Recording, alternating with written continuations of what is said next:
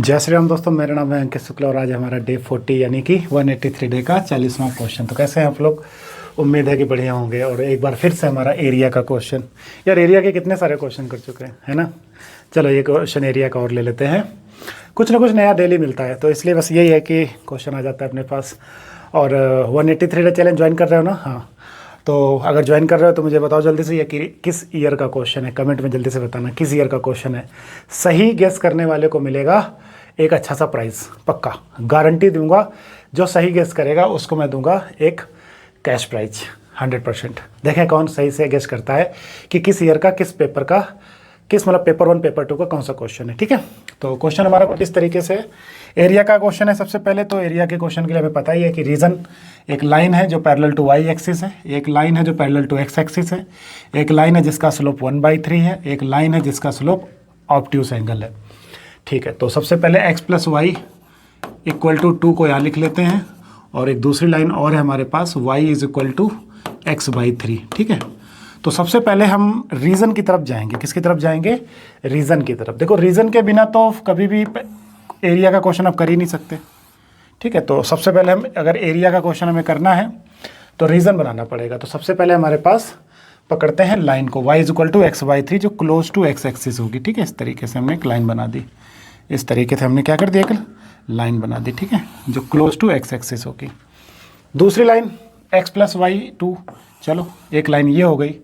ये पॉइंट हमारा हो गया 2,0। ठीक है, और ये पॉइंट हमारा जो होगा, इस पॉइंट को भी हम निकालेंगे। तो इस पॉइंट की अगर हम बात करें तो x = 3y 4y = 2। तो y की वैल्यू आ जाएगी 1/2।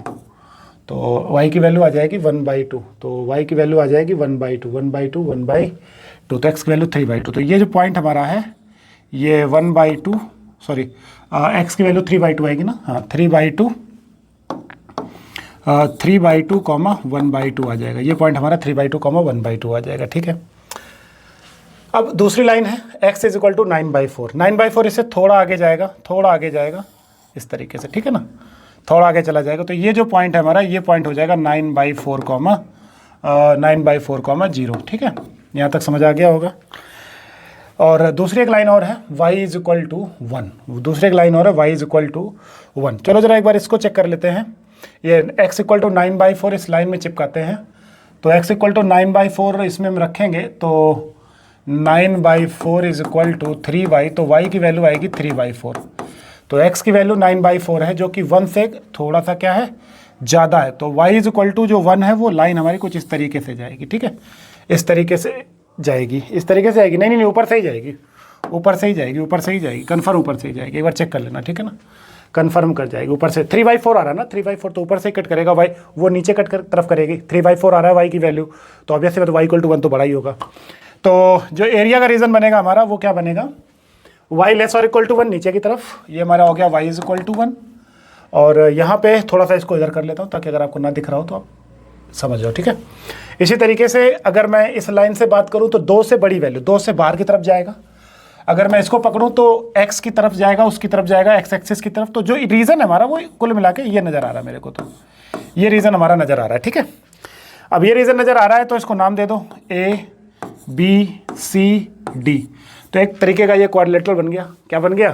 क्वाड्रिलेटरल बन गया। चलो अब अगर ये हमारा क्वाड्रिलेटरल बन गया है तो फिर इस पॉइंट की बात कर लेते हैं। ठीक है, तो अगर मैं इस पॉइंट की बात करूं तो ये हमारा 9/4। सबसे पहले 9/4 तो फिक्स है क्योंकि x की वैल्यू है 9/4 तो फिक्स है।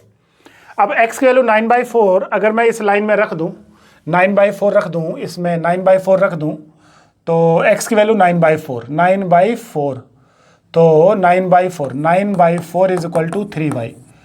तो x की y की वैल्यू आ जाएगी 3/4। क्या आ जाएगी? 3/4। चलो 3/4।